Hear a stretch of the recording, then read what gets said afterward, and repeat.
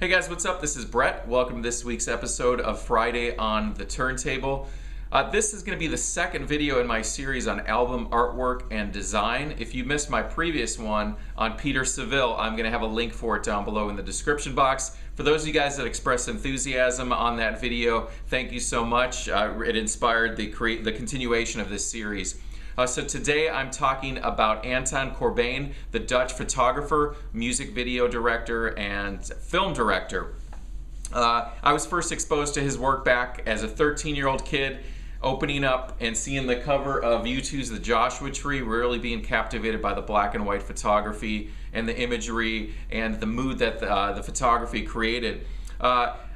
Over the course of his career, going all the way back into the early 80s, he's photographed everyone from David Bowie, Miles Davis, Tom Waits, of course U2. He's been a real big, huge part of creating U2's visual identity, as well as Depeche Mode's worked with them for years and years. Joy Division's iconic photographs of Ian Curtis, black and white one's the one of Ian Curtis sitting in the chair with his head down, and the photography of them in the subway. He also directed their video for the song Atmosphere, which came out 8 years after Ian Curtis's death, but he was the director of that music video, which was used as a promotion for the Joy Division compilation Substance that came out back in 1988. Starting in the mid-80s, he started to direct music videos, bands like Front 242. He did some Echo and the Bunnymen videos. I mean, there's a ton of stuff that he did. Nirvana's Heart-Shaped Box going into the 90s, Rollins Band's Liar, and even some U2 videos and a lot of Depeche Mode videos as well. As far as his film career, he really captured the whole Joy Division Ian Curtis story when he directed the film Control. If you have not seen that, highly recommend that. Based off of Ian's wife Deborah Curtis, off of her book.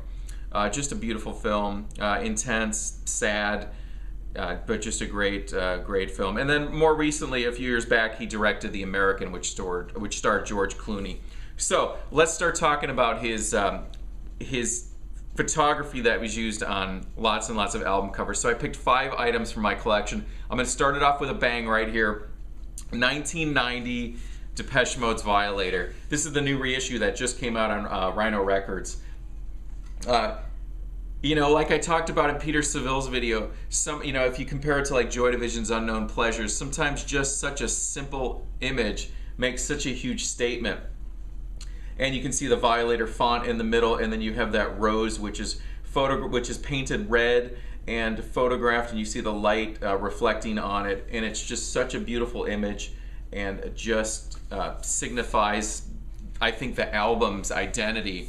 And when you think of the music, I think it just goes hand in hand with that cover. The inner sleeve also has some reverse imagery of the rose in there, continued as well. So, like I said earlier, he's worked with Depeche Mode for years and years. He continues to still work with Depeche Mode. I think he started working with them back in 1986. I think he directed a music video off of something on Black Celebration.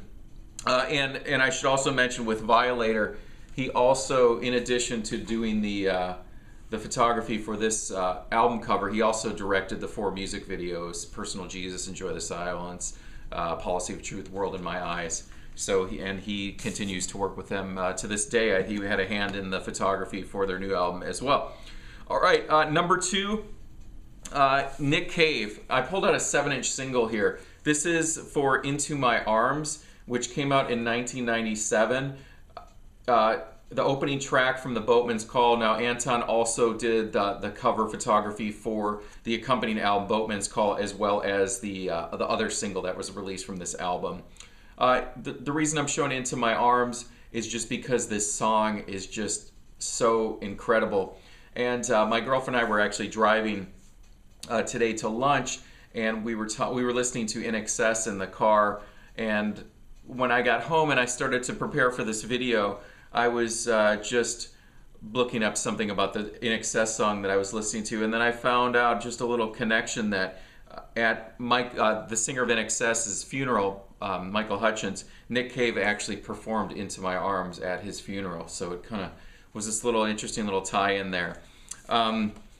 Just a beautiful song. And just one more little tidbit about Into My Arms. When my brother got married a few years back, I was the best man and the DJ, and the song that him and his wife danced to was Into My Arms. So it has some great meaning attached to it. Love that half photograph there. All right, on to number 3. This was Echo and the Bunnymen's 5th album. This is self-titled. It was their last album to feature the drummer Pete DeFreitas. And yeah, just great photography. Anton also directed a few music videos. I think he did Bring on the Dancing Horses and Lips Like Sugar. I could be wrong on Dancing Horses. But, and then he also did the photograph that's on Songs to Learn and Sing, which is just kind of their silhouettes walking, which is a really iconic album cover, which kind of, you know, it's probably from the same photo shoot. After this album, Ian left the band, and Echo and the Bunnymen got a new singer. I remember they recorded an album. I think it was called Reverberation. I remember getting it on cassette when I was a teenager and being really confused as to what it was, because it didn't sound like Echo and the Bunnymen, and then I soon realized it was actually was a different singer. So yeah, Echo and the Bunnymen, also another great cover by Anton Corbijn. Here's another one I featured on Friday on the Turntable in the past. Morrissey's 1988 debut album, Viva Hate. Did you guys know that was Anton that did the cover for this one? Yeah, and he also photographed the covers for this, the non-album singles Piccadilly Polare and November Spawned a Monster. So another great cover. You see those really dark eyes. It's just interesting how you can just, you know, crop in on someone's face, and the lighting just hits the cheekbones, the forehead, and the eyes are just kind of dissolved. And it's just such an important, striking cover, and really is just a great album cover. Yeah, Morrissey, Viva Hate. Okay, so I talked about U2's Joshua Tree, and you can tell that I'm not actually going to show that one and discuss it, but I pulled out one that I thought was kind of interesting. While Anton is really known for a lot of his black and white photos, as you can see, most of those covers were black and white with some color splashed in there. But I think U2, back when they went to put out and photograph Achtung Baby, their 1991, kind of a drastic change for the band, going from Joshua Tree, Rattle and Hum to kind of reinventing themselves on Achtung Baby. They initially did some photo shoots just in black and white.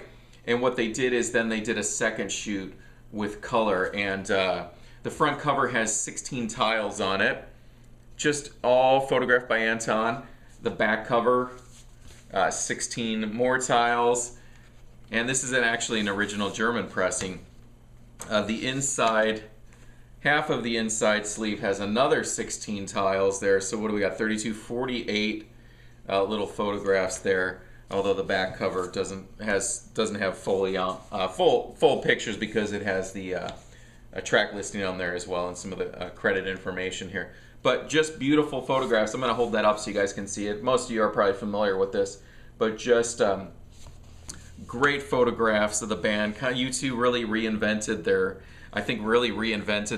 their image, going from a real, you know, I think an earnest visual identity to really just really breaking out of the box, and they did that musically as well with this album. So guys, that was Anton Corbijn, Dutch photographer. I hope you enjoyed that. Let me know what you guys think. Who should I feature next? Thanks for watching.